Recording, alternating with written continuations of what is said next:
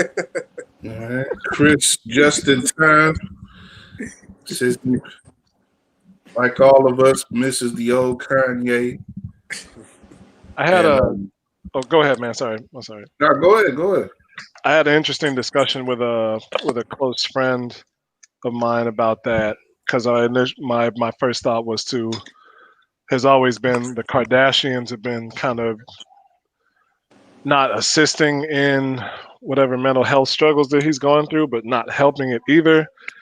And they made the point that it's like you can't put it on Kim or Chris or anybody like that. He's going through what he's going through, and he's got to seek the help that he needs. But it was Yeah, interesting because I hate that reality show atmosphere. But yeah, man, it's tough. Mm-hmm. he was drawn to that because he'd been screwed up for a while, I think. So I wouldn't put it on them necessarily either. I put Chris Humphries on her though. You know, she breaks Dude, straight that on was the trash. crazy. I still don't understand what happened to that, man. Like people were death threatening him, dude. I mean, he was a misunderstood being. He was like Frankenstein with a worse post game, I think. But let's get into some real talk now. This is the Running with WARR podcast, web show, whatever you want to call it now. We do this live and streaming on YouTube, as well as air it on WARR on Anchor, our podcast platform for weareregalradio.com, WARR Media. And once again, it's on. The runners are here for you. Chris Pennant, Joshua M. Hicks, and Drew F. Stevens doing it big time as always. Thank you guys for supporting. Thank you guys who've watched our past episodes. And we're just trying to get this thing going on YouTube, just like we have with our podcast. So thanks to everyone who watched the Ricky O'Donnell episode.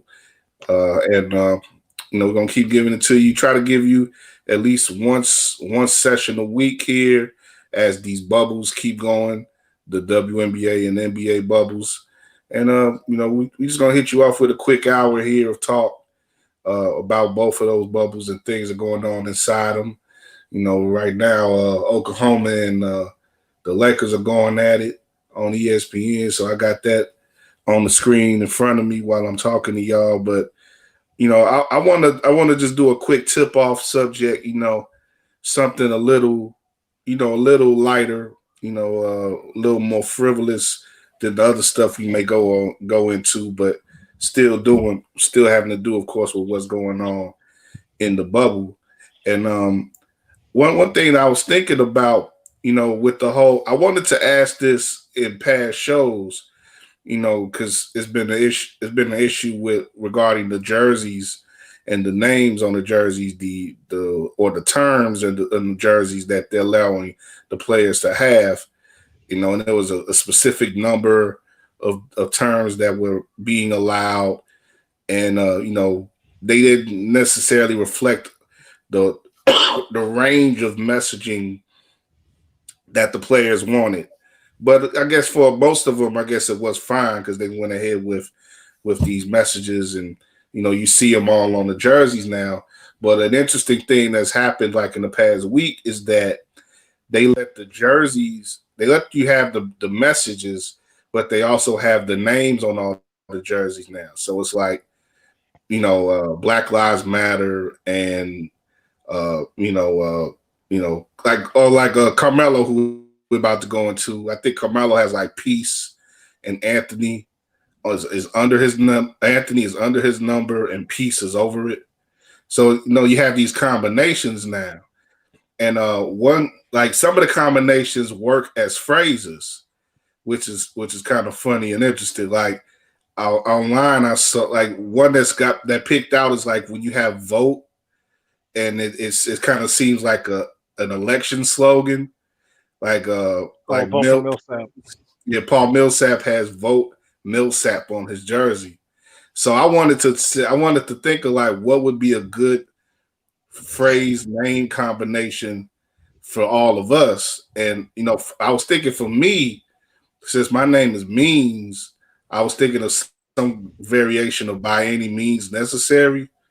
So, but like if I did by any with means, that wouldn't really work well. Because it's like, well, by any means, I guess works as a phrase, but you kind of have the necessary. You have to lop off the necessary. So I was like, do I just have any means, or do I do necessary means? I don't, I don't know. But do you guys think? Can you think of any phrases that you think will work with your name? That like a combination of a righteous phrase with your name on a jersey. Believe in Stevens. How about that? Believe in at the top, at the bottom, Stevens. Can't go wrong there, man. That's more of a personal mantra for you, I guess. It doesn't say much about the rest of black folks, but it works. That works though. That at least it's coherent. At least it's coherent. Chris, Josh, can y'all think of anything right quick? Yeah, Hicks is kind of hard. Yeah, I mean, mine is. I only thing I could really come up with is maybe like Black Lives Matter Hicks, like Hicks, Black Lives Matter, like it's like someone trying to put the emphasis on the Black Lives Matter, or maybe Peace Hicks, like a piece of Hicks. I don't know. It's my last name's kind of difficult to work with. That sounds kind of dirty. A piece of Hicks.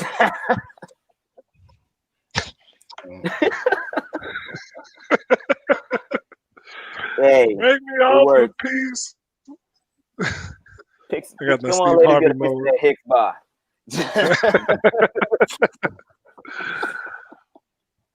Josh gonna be on Instagram dressed like a candy bar for Halloween. Break me off a piece of that Hicks bomb. There it is. But I got before Chris answers, can I just? Has anybody else been a little underwhelmed by the messages on the back, like having it go from to talk about what it's going to be to actually seeing it? It's almost kind of had the same effect as the NFL saying they're going to play the Black National Anthem, lift their voice and sing. Like it kind of has that effect. Like it's kind of just too much now. Like I don't know. It's getting to a sort of satirical end to me. It's like I don't know. I like most of the messaging. I like Black Lives Matter on the court. Even with a lot of the guys, they're trying to do things in interviews and stuff. They kind of hijack interviews with messaging and stuff like that too. And that's cool. That's you want to do that with your time, doing that, go ahead. But yeah, I mean the jerseys is like like Jerry Seinfeld says, laundry. These jerseys are laundry. So if you want to put that stuff on it, it's better than having random logos and stuff on it, I guess. But I understand what you said too, Drew. It's like what is it really doing? And if you can't let the individual guys have their own messaging, then what are you really doing? You got education reform on a jersey. Like, what the hell does that mean for coming from the NBA? Like, half of these dudes only went to school for 1 year. Like, what you talking about? I don't know. Oh, that's cold, man. I'm saying though, it's like, I mean, just I don't know, but I like Chris that you can't think of a specific one for you, huh? It's hard. The only thing y'all remember that book, The People Could Fly? Y'all remember that book? Y'all have that when you were kids? The People Could Fly? The People Could Fly. It was a book of like African folk tales, and it was a lot of cool stuff. It was a really good book. But that's like the only thing I could think of, and that would probably be too long for a shirt even. That would probably be too much to put on a jersey, since pennants are flags, and I was like, that's the best I could come up with. But I mean, I've always thought more people should read that book, so that's about as good as I could get. That's really it. You could put the whole first chapter on your back. Just say read more on Amazon. Read. That would just put that on there. Read. That would be That's my weak actually ass the slogan. yeah. Read, brother, read. Yeah. Put that on your I like to see that on the jersey, yeah. But it's like the NBA, and I think we're gonna go into this in a little bit when we talk about the WNBA and what they've been doing with the dream owner. Like the WNBA is they do much more effective messaging with less effort. I really do believe that, and the NBA I think is more pressed when they do what they do, especially compared to the WNBA players. But we don't get into that in the next half hour. But let's start off with the NBA stuff. Competition heating up in the bubble. We're seeing some interesting things throughout the first week. And before we get into the main points that I want to talk about, which is two players who have really emerged in the first week, Carmelo Anthony and TJ Warren. Anything from you guys that has jumped out or that's been really interesting to you, be it on an individual level or team level, from this about first week of games? I don't know I've about been. y'all. Oh, you got it, Drew. You got it.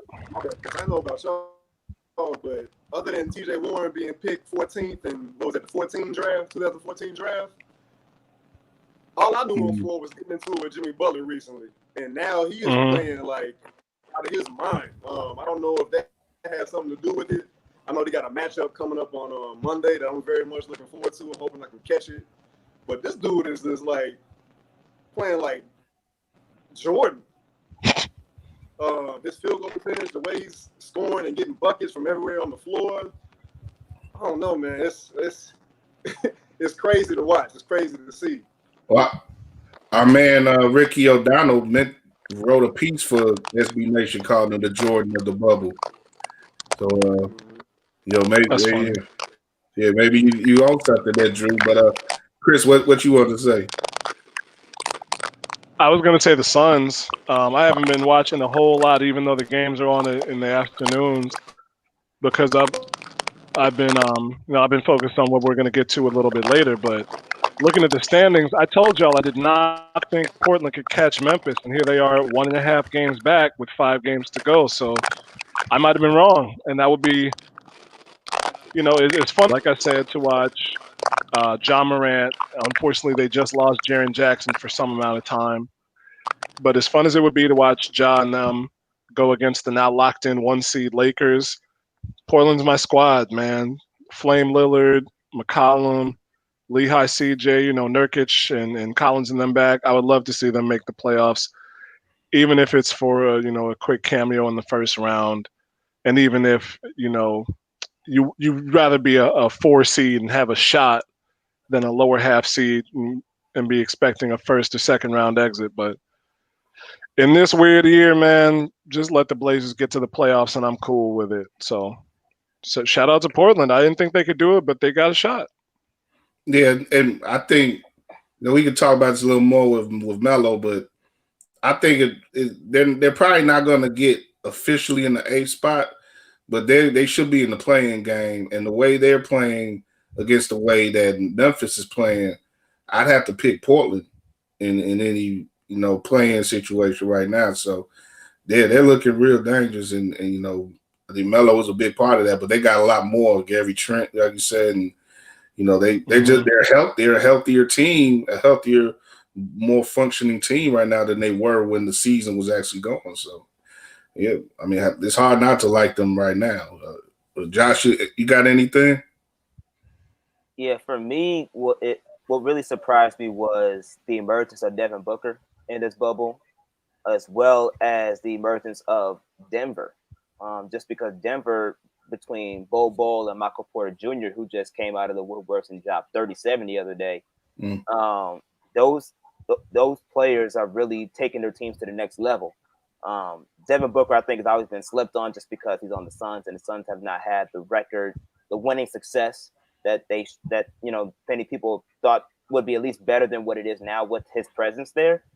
But Devin Booker has really helped carry this team, this young Phoenix Suns team, and that duo with him and DeAndre Ayton is really starting to build a little bit within this bubble. I think recently they just beat the Clippers with on Devin Booker's buzzer beater, so they're starting to make a little noise in the bubble, and from a Phoenix Suns perspective, and that even though they may not be obviously playoff bound this year, they have a good solid foundation with DeAndre Ayton and Devin Booker, with the emergence of their first round draft pick in Mikal Bridges, Cam Johnson, and with Ricky Rubio as their point guard. They really have something going there, and it shows, especially within the last couple of games within this bubble. So that's from the Phoenix side, but from the Denver side, I know we talked about before about how dangerous they can be because of the fact that they have Bol coming back healthy, and they may have something going. They may be up to something with Joker playing backup point guard per se and having Bol as your center. But Denver also didn't have the full emergence of Michael Porter Jr. earlier during the season, and now he's coming into the bubble fully healthy. And with his recent performance, it gives even that much more hope to what Denver really has to offer when it comes to playing against teams down the stretch. And you talk about the versatility that they have. Michael Porter Jr. brings a whole nother demographic to that wing position, along with a movable, versatile big man in Bol and a healthy Jokic that's actually fit in game shape. Man, that's really something to look at when it comes to Denver and their potential success here in the postseason. Yeah, it's a dangerous team, and they're deep. They got a lot of length, and they got a lot of guys who play the game the way that you want to play it now. Multiple positions. Athletic, can play in the post, but also go out to the 3-point line and close out on people well and stuff. And on offense, they got guys who can shoot. They got guys who are willing to pass, even big men who are willing to pass. And definitely gotta like Denver. But going back to the Suns, which it's ironic thing with the Suns because they did, like you said, Drew, in the 2014 draft, they drafted Warren. And Warren came into the league as a bucket getter, and he's showing himself again as a bucket getter in this bubble game. But Ricky wrote this well in his piece. He was a guy who wasn't shooting well from beyond the 3-point range in the NBA, but that's changed in these games, at least these bubble games. And there's one post that I'll come across on NBC Bay Area who covers the Warriors, and they actually came across a comparison with him and Durant and Steph, and like these are the only 3 players who ever in 3 games in the 3-point era have ever scored 115 points with a 75 plus effective field goal percentage over a 3-game span. Durant did that, and he did that while he's still a Thunder in 13-14. Curry did that in 15-16. I think that was the first of his MVP seasons, and Warren has done that this year.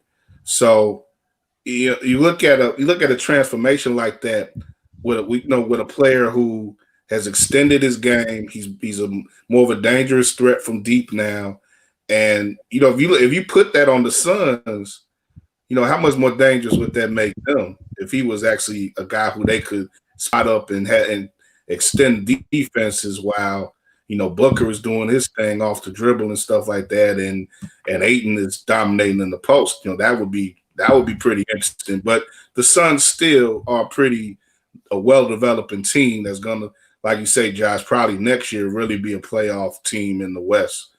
But Drew, getting back to Warren, what has it been about his game specifically that's impressed you in this little stretch that he had?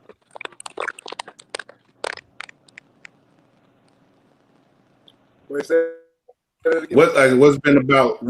about Warren's game has really impressed you in this stretch that he's had, this hot stretch?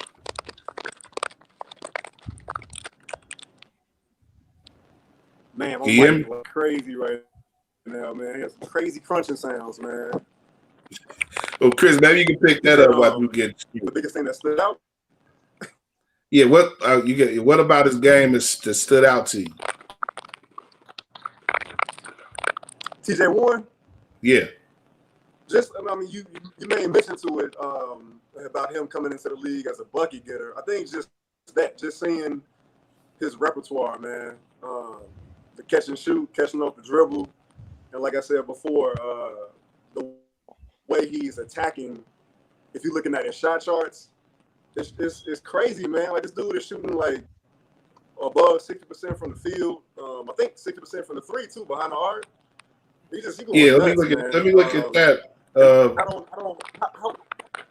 Ricky got it 65% from the field, 61% essentially from three.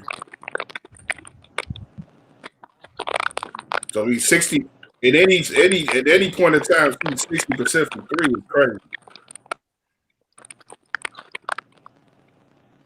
Yeah, this dude's nuts, man. How much of that do y'all think is due to the lights being a little less bright? You don't have like live fans there. It's a different part of the year that they normally would be playing. It's summer league here, but with all the regular superstars and stars. Do y'all give any credence to that? Giving fuel to some of these performances we're seeing these second tier, third tier, fourth tier players like Gary Trent Jr. and like you mentioned, Josh, Michael Porter Jr. It seemed to be possible. Chris, I'll let you jump in, but it may be part of it. Because like you say, it's not just, I wouldn't say it's necessarily the skill level of the players, but it's some of these younger players. Like Bo played, that was really like his first game. These are like his first games, really. And like you say, Michael Porter hasn't had much experience in the NBA yet. He really started going in like the early part of the year before before the game shut down. And you look at Warren, the guy who he's been in the league a couple of years, but he hasn't been called on to do much. He's being called on to do more at this point with Oladipo and Sabonis not being available for Indiana. So yeah, maybe more of a laid back atmosphere in the bubble, maybe could contribute to that. Would you say that, Chris? Just from what I'm looking at with Ricky's article, he's saying how Indiana's having to go with a smaller lineup without Domantas Sabonis in, and that's going to open things up because with Oladipo back, defenses have to focus on him, and they have to focus on Miles Turner a bit. So I think that helps him. His size, depending on how teams guard that lineup, he might have an advantage. But with just being 6'8", 220, he's like Pippen size with a little more bulk, kind of Jimmy. That really prototypical swingman size now is about 6'7" to 6'9", in the 220s, maybe 230. And you get guys like that who don't have necessarily the same shooting touch that TJ Warren has, but they can hit mid-range shots, they can post up, and a lot of times they have a good 3-point shot in today's NBA. So I think that kind of lineup is going to contribute more for him.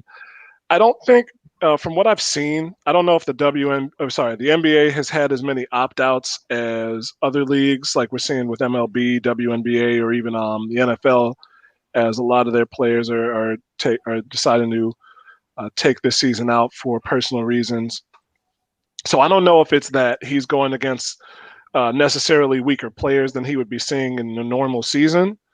I think he's just been in good conditioning. I think some of what Drew's saying is the case as well. Some guys just perform better in different situations. But I think by necessity, Indiana's had to use him more in a similar way that Bogan Bogdanovic carried them for stretches near the end of the season last year.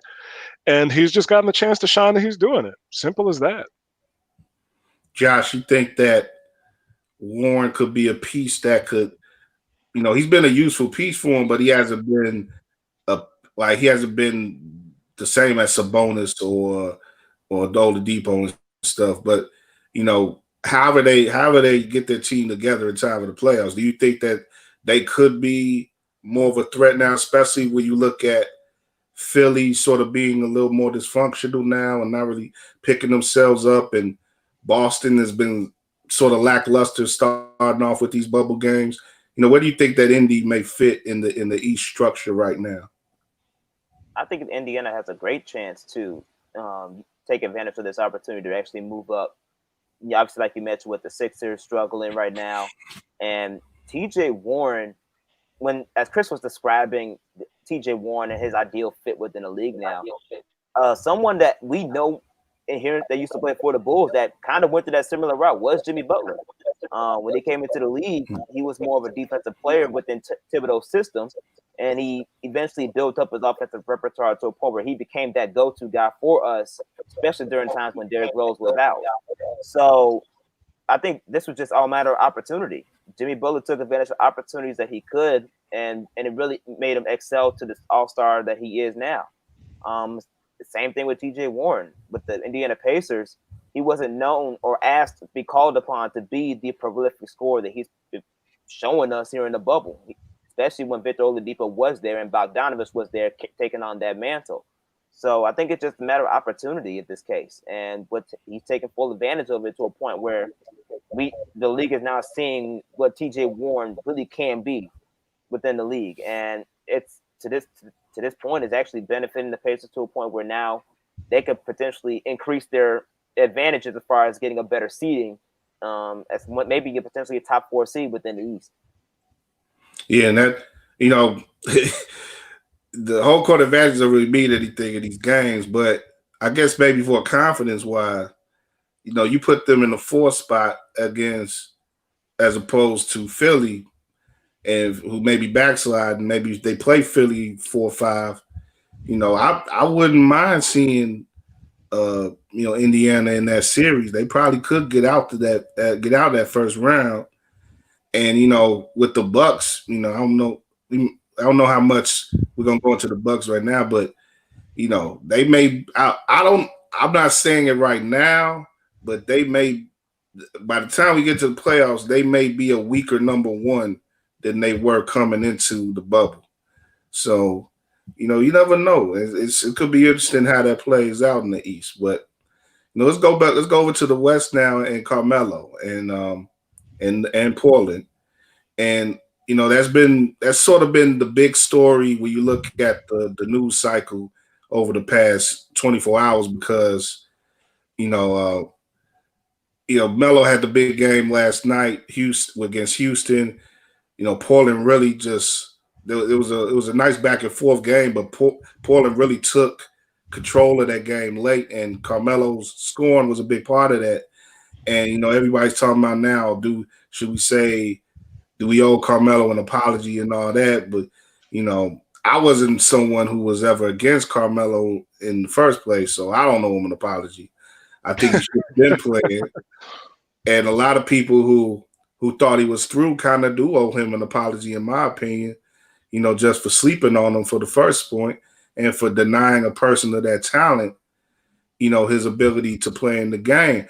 That said, he was tripping in some ways where he was, for that little portion of time, like when he transferred over to Oklahoma and he was like, I don't want to come off the bench. He was a little slow in realizing his place, I think, at this point in his career. But he still was very much, and also you could look at physically, I think he came into this bubble focused in a way that we haven't seen him in quite a while. But he's always had that in him, and I think people who didn't think that he had it in him at all anymore, I think they're really kind of looking stupid now at this point because he's showing himself to be the guy that we've always known him to be as an all-star and a scorer, an elite scorer, and it's meaning something to this Portland team. They're really firing on a lot of if not all of their cannons, a lot of them right now. And they're looking like a potential threat in the West. So, guys, you just want to go into that either, what your thoughts on Melo or your thoughts on Portland as a whole, or you want to combine them, just go ahead on that one. Yeah, I mean, Portland is unique because of their offensive skill set. We already know that Portland has Damian Lillard and CJ McCollum, which is arguably the top three best backcourts in the league. But in order for Portland to get over the hump in past years, we always said they needed that extra third guy that could go get them a bucket anytime on any given play. And Melo fit the bill. I think what happened with Carmelo, and you mentioned Kyle briefly about his tenure in Oklahoma City, I think that was a wake-up call for him. I think because we know Melo as being a top guy on every team he's played for, even in Denver and even in New York. He's always been the top number one option. And no matter the offensive style, no matter who the coach was, for about a good 13, 14 years in the league. So for him to still be at a high level, considering the fact that he's still dropping almost 20 a game as a third wing, third guy or third option offensively on the team, his talent was never the question. I think the question was the fact that is he able to adapt roles in a way that benefits the team? And I don't think he fully understands that because of his previous history of what he's accustomed to and what he's known for. So for him to finally go through that humbling experience of where now he is in Portland, I think that kind of changed him in a way to where now he's becoming more of an unavailable asset to the Portland Trailblazers going down the stretch. I mean, during All-Star Weekend, when I asked CJ McCollum about Carmelo, he told me Melo is one of the best things that happened with the Trailblazers because of his leadership and because he's the ultimate locker room guy that the team needed, especially during the times when Damian Lillard was off the floor due to his injuries. So I think this was a perfect marriage in a sense that just took forever to get to because Melo wasn't always the guy that these teams were really looking for when it comes to Melo coming off the bench and just being that quick scorer that we know that he can be. So I think the Portland was a blessing in disguise, and he's really shown that my talent was never the problem.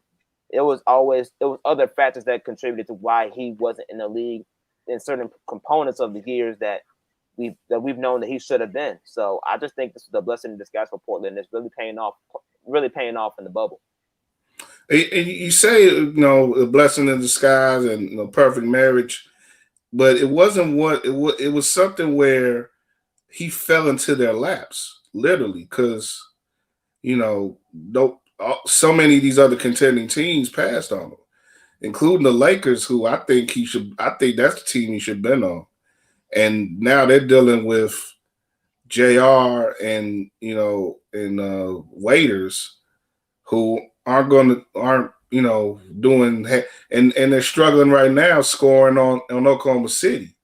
Looking at them right now playing, it's like if I was the Lakers, I would feel mostly salty about that situation and maybe regret it a little bit that we didn't try Carmelo. But when you look at the league as a whole and the way that the league is covered, and a lot of these people, I ain't gonna get into the whole analytics versus anti-analytics stuff, but I think a lot of the more analytical people in the league was sort of gotten to this anti-Carmelo thing, and it wound up being a storyline that got out of control to the point where he had to clear his name on a live interview with Stephen A and stuff, and it got real dramatic for a while when it was just about, look, can the guy ball or not?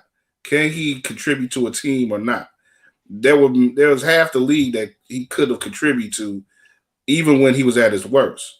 But you had a team like the Bulls who had him on for a day and just let him go because of their well undeserved arrogance that they have, that they couldn't do something with him. And it's like it just really baffles me how it even got to this point. But like you say, Josh, in the end, he winds up going on a team that did need him, and it's starting to work in a way that it could wind up being a real feel-good story for this bubble. But Chris, you want to go in? Yeah, the analytics crowd got Carmelo because the whole thing was that he was jab step, ISO, everything that basketball's going away from. I was just checking something about how the Blazers No, the how the Nets beat the Bucks, and both teams shot 50 plus threes, and Daryl Morey tweeted about it after the game. Listen, you don't need to shoot 100 threes to win a basketball game. I checked the stats just now, and the Blazers, who again are 7 games below 500 and still trying to find some semblance of coherence, beat the Rockets by 8. And Yusuf Nurkic got off. He had 18 and 19 because the Rockets didn't play anybody taller than 6'8" or 6'9", I think. I think Jeff Green was the tallest player that they put in the rotation. That's a whole other story. 6'8". That's a whole other story. I apologize for going off on a tangent. I'm not the greatest Carmelo fan. Like I know a lot of people are. My guy Corbin Adams from high school, he thought that Melo was better than Bron coming out of the draft, and that's a whole other thing. But hey, if you're a fan, you're a fan. But that first year plus, he was doing better than him. He was in a better situation. Yeah, that was the thing. He was out in Denver. He was doing kind of better than LeBron. But it was never a question of whether Carmelo could play ball, I think. And not to refute your point completely, I think the idea was, would he be willing to give up his number one role? Would he be willing to play on the other end? Would he be willing to extend his range? Is he willing to basically take on a reduced role on a team? And I think that was the question. Now I think that if that rumor was put out, and how coaches and GMs talk in a kind of colluding way when they're trying to either lower some value to get somebody on the cheap or do other things like that to basically make a deal for themselves. But I think it was less about whether he could play than whether he could play in that role. Now, if it's a question of whether he could play in this style, I think this style isn't that great. I'll come out and say it. I don't want to see cats jack up threes all day long and score 150 points in regulation. That's cool when it's the Nuggets back in the day. Shout out Alex English, but every team doesn't need to be doing that. But it's cool that the Blazers picked up Melo, and it's cool that he's fitting in, and it's cool that a lot of the BS that was put on him is off now. He was always a good basketball player, and if anybody had picked him up before, I think if the situation was right, like on a team like the Lakers, not back then, but now, people would have seen, yeah, Carmelo can fit into this atmosphere. He doesn't have to be the number one guy. It's getting to that point. I think I had an argument with Bomani Jones about this way back, just on Twitter, and I was saying no, he didn't. Surprisingly enough, he didn't block me. He ended the conversation really, really snippily, but he didn't block me. But I was saying, could Carmelo accept a reduced role? And I erroneously compared it to Oscar Robertson in Milwaukee, his first season. And I say erroneously because Kareem was a rookie, so he wasn't about to come in there and be like, yo, your time has passed. He was like, hey, I know who this dude is and what he's done. But it had to be a situation like that where Carmelo had to understand he wasn't the guy. And he's done that. He's not, from what I can see, he's not demanding extra playing time. He's fitting in. Yeah. And at this point in his career, he needs to be able to fit in. And then when the time comes, the guys know you. They know your pedigree. If they need to give you the ball, if we're down 6, we know you can get it done. Yeah. I've heard, some of the talk today, looking at the shows and stuff. They talk about how, I think Wilbur made this on PTI, he's a respected guy in the league. And, when you look at the players, all the players who have come up under him, definitely Damian Lillard fits that role. But Lillard is also an MVP candidate dude. He's a guy who at this point is certainly above Melo in regards to impact on the game. And I think Melo can observe that easily. And we look at him, and you look at a McCollum, who is also a very dangerous player, and they're big guys. They got pieces that I think he can respect, and he knows that. Look, I I have to play a certain way. I can't, I don't have to carry this team. And, if I do these certain things, in respect to their games, then we will play effectively. And he's seen that. I think he's seen that enough in the time before the break for the game halted in March, and he's definitely has to be seeing it now in the bubble, where it's like, okay, we have a good chance to make the playoffs here. We're winning. Let me keep doing what I'm doing. And when the time comes, when it's late in the game, I'm confident enough to where I can put up a challenging shot like he did against Houston yesterday. And I know my guys have my back in taking that shot. So, he's going to put it up with no problem. And most times than not, he's going to make those shots because he has a history of doing so. So it's a whole thing that's working out well. Go ahead. When it's the end of the game, you need a bucket. You need a bucket in the mid-range. And the Rockets can say whatever they want about offensive efficiency, but the reason that they have James Harden is because he can get a bucket or get to the foul line, not necessarily that he can shoot 60,000 threes per season. Sure. So having Carmelo Anthony, a taller player who can back down to his spot, a la Paul Pierce all those years ago, that's what the Rockets really need. When Lillard can't necessarily get them that shot, when even CJ can't necessarily get them that shot, Carmelo Anthony is going to be the guy who ends up with the ball in his hands to take that shot when they need it. Yeah. So let's see how it keeps going. Like I said earlier, I'm liking Portland. I'm not liking. I think Memphis lost again today. Memphis got to straighten up, because even if they don't give up that 8th spot, if they have to play a Portland team as they're playing now in that 8-9 game, game, that I'm liking Portland, and especially in a 1-game situation, I'm liking Portland in that. So, let's go over to WNBA right quick, before we wrap up, and we can talk a little bit about what's going on in the league overall. The Sky have been really, really doing it again, man. They're still doing it, about 4-1 now, and are they atop the league by themselves, or are they tied with someone, Chris? I think it's a tie. Let me check. I'm pretty sure that somebody's up there with them, because it's wild how many games that they're playing. Like the Sky have their first every other day break, dude. And Sabrina Ionescu's already injured. New York might keep her out the rest of the season. Y'all remember that 2011-2012 season for obvious reasons, but y'all remember how many more injuries there were than just Rose that year because of that compressed schedule, and it sucks. But I think the WNBA is going to see the same thing. But yeah, the Sky are up top of the standings at 4-1, and they're there with Seattle, and that's it. The Mystics are playing tonight, so the Mystics or the Lynx are going to go to 4-1 after tonight.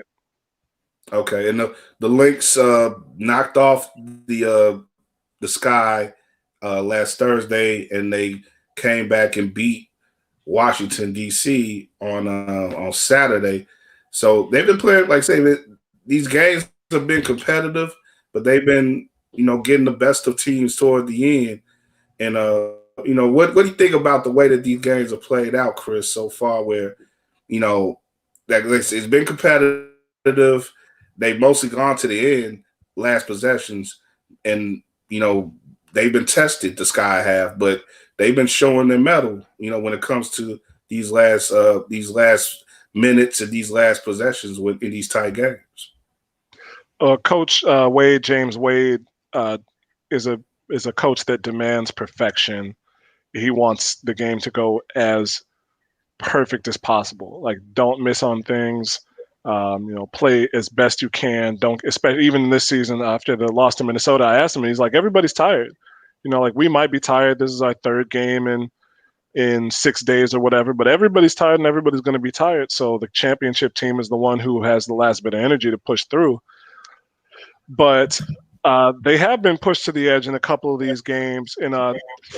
4 out of 5 of these games have come down to the final minute or the final possession, I think, even. And they've won all but one of them, that game against Minnesota, and they had 3 shots to win that game. Two Courtney Vandersloot tries at the basket, and then they ran an inbounds play that they ran last year, where they just basically threw a jump pass to Gabby Williams, and you could tell they were tired. No matter what the team says, they just ran out of gas. It wasn't a question where they ran out of time in that game. They just ran out of gas. But they've been playing well. They got out to a great start against Dallas the other night, and they kind of brought it home. Cheyenne Parker from Middle Tennessee, she's in her 5th season, and she's playing like ordinarily what would be an all-star, given a full season. 18-6, I think, or probably 15-6. Azare Stevens from UConn, she's a basket. She's 6'6", can get to her spot just about any time. And it's the way that they're doing it on offense. And now that they've picked things up, I think defensively is where they're going to have to start doing more. But they've been looking good on defense recently too. They deserve the spot, basically. They deserve to be at the top of the standings. The game against the Storm is going to prove a lot, though, because that defense that Seattle has, both at the perimeter with Breanna Stewart and then Natasha Howard down low, is really tough for teams to match up against. Connecticut ran out of gas in the second half, and they got blown out. Los Angeles had a tough time with it. Even Minnesota, I think Minnesota was the lone win against Seattle, but they're a tough matchup on both ends. So that's really going to tell, I think, if the Sky have championship material. Seattle, their next game? No, they got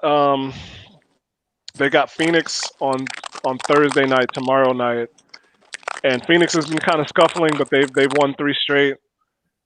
But Seattle, they play Seattle next week. Okay. What I was about to say? Chris Above the Clouds. His Sky column is available now on weareregalradio.com. He just wrote a new one the other day, so that's up now to read. And one thing that you mentioned in that was the Azura Stevens' trade that happened over the last off season. So she was originally on Dallas, who the Sky last beat on Tuesday, and now you made a mention that some people thought that. Because the Sky gave up their rookie from last year was Samuelson. Yeah, Katie Lou Samuelson. And some people thought that might not have been such a good trade, but it's looking like a pretty good trade now. It's funny. I think it's good for both teams. The game against Dallas yesterday night, Lou had 2 or 3 threes, and that's her calling card. That's been her calling card since she came out of UConn. And Azare was sidelined with a foot injury, but she looks good. I think both players are in better spots for them mentally. I talked to Madeline Kenny at the Sun-Times. James Kay and I did on the Skyhook. And she said it was really a question that Katie Lou thought she was going to be a starter right off the bat. And she wasn't quite ready for that, or James Wade didn't want her in that situation. That wasn't what he had in mind for the pieces that he had, or both. So the situation didn't really fit. There were some things with her mom late in the season when she wasn't getting playing time. And I was concerned after the trade because I thought, it doesn't make sense to give up on a number 4 pick that early, no matter how many teams are in the league or how many picks are in the draft. But it's worked out. Azare Stevens, like I said, she is a bucket, and she plays well on defense at the other end. There's some things that she has to work on with regards to one-on-one and the pick and roll, but around the basket, she plays help side defense well, and she's tough if somebody has to go up against her if she's between them and the rim. 6'6" is going to do that in that kind of a league. So I think the trades really worked out for the Sky and the Wings. The Wings came close to winning that game yesterday, so they're going to be a team to watch out for this season. Josh, Drew, what have you guys liked in observing the Sky?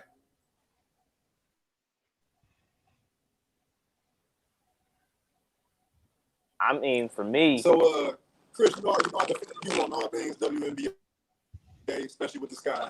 In that piece you wrote, I think you may mention that one of the things that have been troubling the team are the turnovers. And I think you also said that Coach Wade is one of those coaches that kind of demand perfection. So what do you attribute their turnovers to? Is it just kind of early season troubles? Something bigger? A little bit of that. I don't think it's anything that's going to be too worrisome. Their turnover numbers weren't always great last year with regards to turnover percentage. And they play a fast-paced style of game. They like to get out and run. And in the half court, they search for the best shot, whether that's a three or whether that is kind of a give and go pass going down the lane. And sometimes, they just don't have either the defensive personnel is in there that's going to tip that pass away, or they're trying to force a bounce pass through the middle. And that's a lot of it. I think he said specifically in the game against the Wings, he thought that they had 13 turnovers and he thought they could have been 11, and that would have been their lowest output for the season. So a lot of it is just kind of getting into some kind of rhythm as much as you can when you're playing every other day and in the same place every single time. But they got Sydney Colson back. She's another point guard on the roster that'll help out. But some of it is really just players who have more usage, a higher usage rate this year. Kalia Copper and Cheyenne, they're making those passes too, and they're not necessarily as accurate as when Vandersloot or Gabby Williams is making those passes. So, and that's something if you think about the fact that they're still sort of getting into their offense, and they're still, like I say, they're utilizing new players and giving more usage to some new players or players that they haven't given as much usage to in the past. And, it could be a good sign, basically what I'm saying, going forward as they get, more in tune with passing to each other and the movement of the offense that they want to have underway. So, this you can have an even better team as they go into the playoffs and beyond. Definitely. Josh, I know you were about to say something there too. No, I was just gonna say that that's always something to expect when you're trying to have a run and gun, fast paced type of offense and all those turnovers. Like Chris mentioned, even last year, that was one of the biggest things that they had to. That was always an asterisk when it comes to their style of play was the turnovers, just because they're so fast paced and they go up and down so quickly. But over time they'll adjust, and once they finally get into a better rhythm of how the season's going to go, I think they'll do just fine. But just real quick to emphasize the importance of Azura Stevens, Calvin Wetzel from her Hoop Stats tagged us in a tweet, and basically it says here are the players that are averaging at least 10 points, 5 rebounds, 1 assist, and 1 block. There's only 5 people on that list: there's Sylvia Fowles, Candace Parker, Nafisa Collier, Brianna Stewart, and Azura Stevens. And out of those 5, only 2 of those players are also making more than 1 3 per game, and that's Brianna Stewart and Azura Stevens. So you want to talk about the impact offensively Azura is bringing to the table. I think that shouldn't be overlooked, especially when it comes to the offense that we're talking about that Chris is mentioning. Still has a ways to go, even though it's already as high-powered and successful as it is now. And the wild thing about that is free throw rate has been a problem for the Sky too. Last season, they were near the bottom of the league in free throws per field goal per game. And this year's the same way. They're 12th. But I asked Coach Wade about that, and he's very unhappy with the calls that they get or don't get. And Azure Stevens, until the game last night, had only shot 1 free throw in 4 games. That's 113 minutes that she was on the floor, and she had 1 free throw off of an and one, I think, in the game against the Sparks. And for a player who gets to the spots that she does, it doesn't make a whole lot of sense. She's getting offensive rebounds where players are in a league where players really crash the glass hard. So it didn't make sense that they were only getting, X number of free throws per game. I think they only shot 5 or 6 last night. And so I know that that's an area of emphasis for him, and he was very open with it. He's like, it's baffling that we don't get these calls. Cheyenne Parker was vehement about that also. It's like the refs maybe didn't respect the Sky in past years because they were kind of a null and void team, but they're looking for those calls this year. But yeah, Azure Stevens is shooting 40% plus from 3-point range.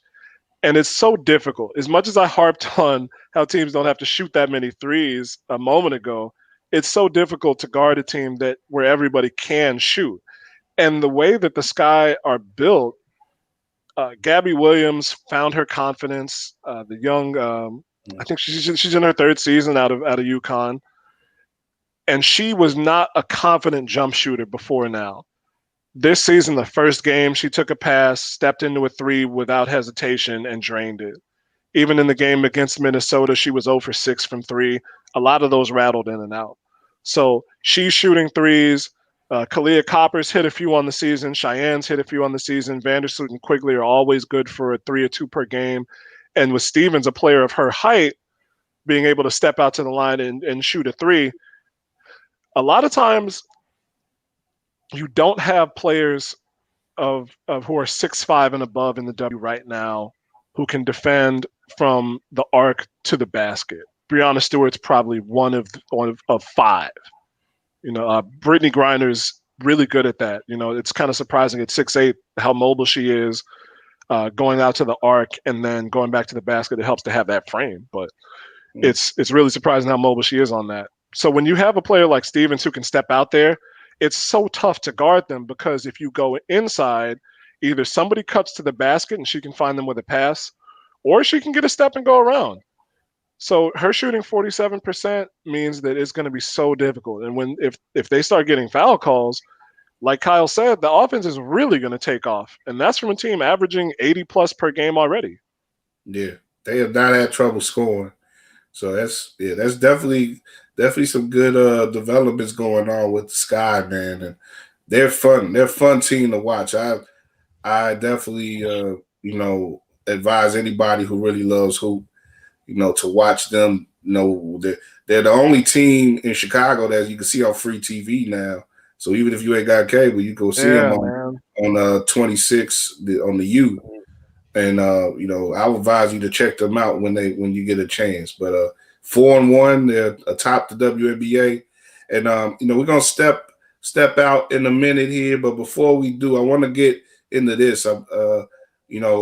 League-wide thing with the WNBA. They've had like we've talked about this on past shows.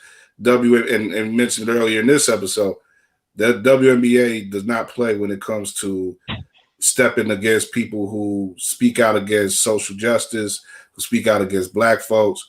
And, that owner down in Atlanta, has been vehemently anti-BLM. Try to get her name up. You probably know the name off top. They asked during the interview last night was Azurá Stevens, and they asked us, is there any concerted effort not to mention her name? She's like, no, it's just not worth mentioning, so we don't have to mention it either. People can find out. But just from a journalistic standpoint, it's Kelly Loeffler, a co-owner of Atlanta. And like you said, to that point, the WNBA aren't mentioning her name. The players aren't mentioning her name, but they're mentioning her opponent in the U.S. Senate race down in Georgia, and that is a gentleman by the name of Raphael Warnock, a reverend, a guy who is a long history of civil rights work and everything. He's a guy who definitely you would think against a woman who is saying screw Black Lives Matter. You think that he's going to have the vote of Black folks down there in Georgia and progressive folks down there in Georgia. So and the WNBA has took it upon themselves to say, look, we don't want to be involved with this woman. I don't understand why she wants to be involved in the WNBA. She's trying in some way to recreate the league into something that it doesn't want to be. She wants it to be some sort of flag saluting patriotic entity, and the women of the WNBA are saying, no, we don't want that, and we don't want you. I really think she should sell her stock in the dream and get herself out of that business, or they should kick her out of it, because she's much like Donald Sterling in the way that she works in a business with people who she has a contempt for. And if you have a contempt for Black people and Black women, then why are you in the business where you're trying to make money off of them? We can't have stuff like that nowadays. So, gentlemen, I'll give it all to you before we go off. What are your thoughts on this whole situation? And and definitely kudos again to WNBA. They don't play, and I love them for it. And it's just another reason why we should support the WNBA. It's real cool, man, to have a group of people from disparate backgrounds and disparate likenesses coming together and accepting each other for who they are. From what I can see, for the most part, or possibly in total, and they've been adamant about it, not just from the beginning of this season, but for a while now. Steph Dolson said on Media Day that there's 80% black women in this league, 80% black players in this league, and we cannot ignore that. We have to put it at the forefront. And so this is just another example of that. Kelly, it's even without her comments about Black Lives Matter, about her, I would say misinformed, but she's informed. So she's really trying to speak inaccurately about that movement, about the people within it. She's trying to divide by saying that she's trying to unite. She's trying to silence by saying she's trying to unite. And so the WNBA players, the Players Association and their executive council made a concerted decision that they were going to support her opponent in this upcoming race. And Sopan Deb posted a tweet. Raphael Warnock's not even the leading Democratic candidate in the race. So they specifically picked not somebody who stood a better chance to win at this moment. They picked somebody who aligned with their values. And that's not something that you see leagues or even, an association of players or a union do much, if at all, this, in this day and age. When you're talking about elections, candidates get endorsement from unions, and it's usually for a candidate they think is going to win, or at the very least do the best for them. This time, this union went out and endorsed for the latter, really a person who they thought would do the best for them. But not every player in this league lives in Atlanta, lives in that area. So they're supporting a candidate that they actually believe in. And that's really telling. Yeah.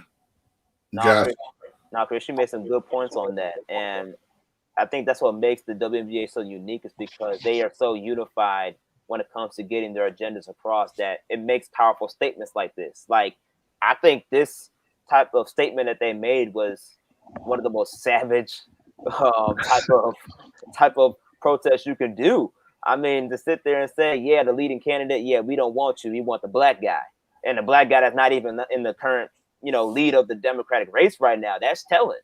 And at the same time, I just think that we always talk about how the WNBA, when it comes to them being a forefront, the NBA always supports the WNBA. I wonder where the NBA's involvement is going to be now that basically the league just went public and said, we don't want this senator as our owner. So where's the NBA's role going to be within that? That's the next steps that I'm going to look at, because the NBA, obviously, like Chris and Kyle mentioned earlier, they booted Donald Sterling out the NBA. They gave him the chair and they made him sell his stake so that way they can get a new owner. I wonder if the NBA is going to step in and help aid the WNBA in potentially removing her stake and leaving that stake of the ownership up to someone else. So I wonder how that's going to look like moving forward. But if the NBA can do it, I think they should, and I would support them for doing that. Drew, you got something you want to say on this?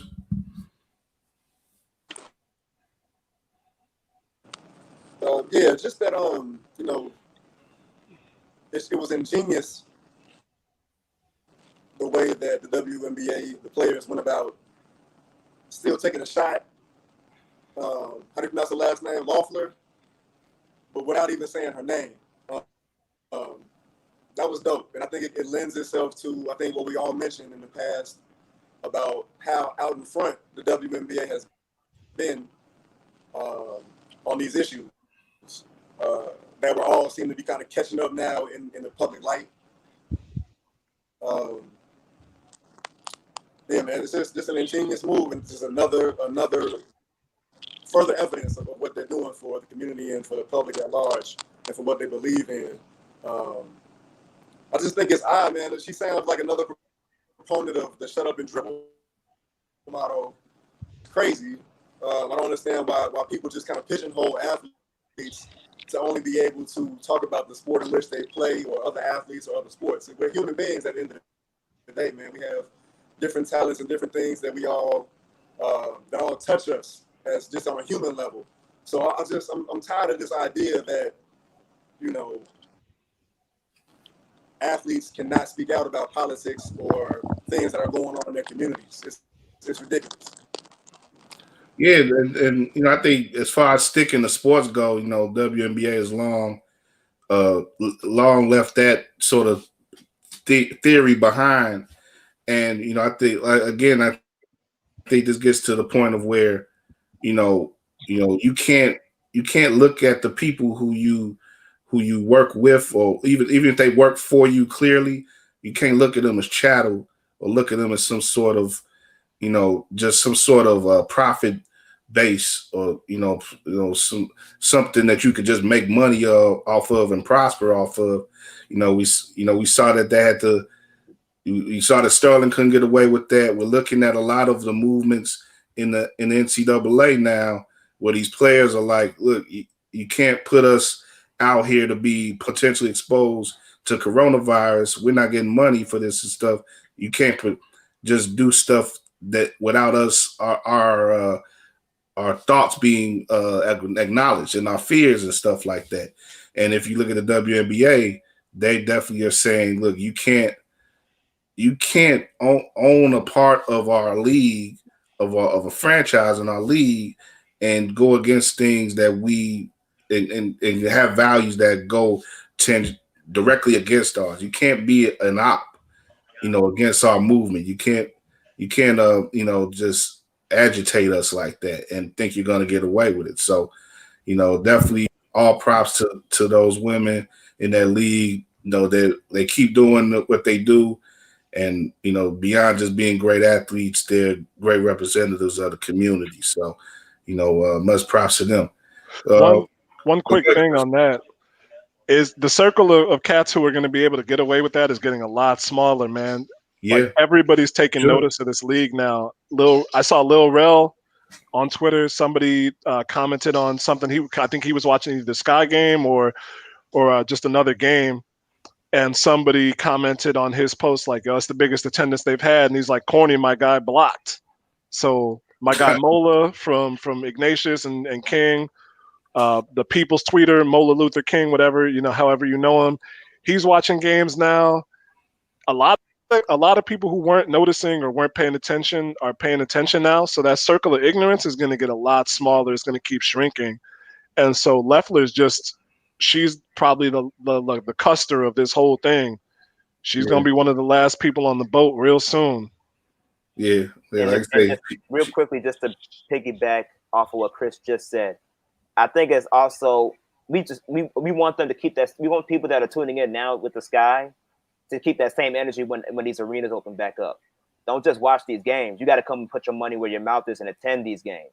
Definitely. Because that's where the real support is. I mean, when Chris and I covered the Sky last year, it was fun. It was a blast to sit here and talk to those coaches and talk to the players. They're super cool humans, just like covering NBA games and all the other athletes that you want to put your money into. So put your money into the women's sports too. Put them to the Sky, and let's keep that same energy so that past and the post coronavirus era, whether it's a new norm or not, if they're allowing fans to come to these games, we should put our money where our mouth is and support them as well.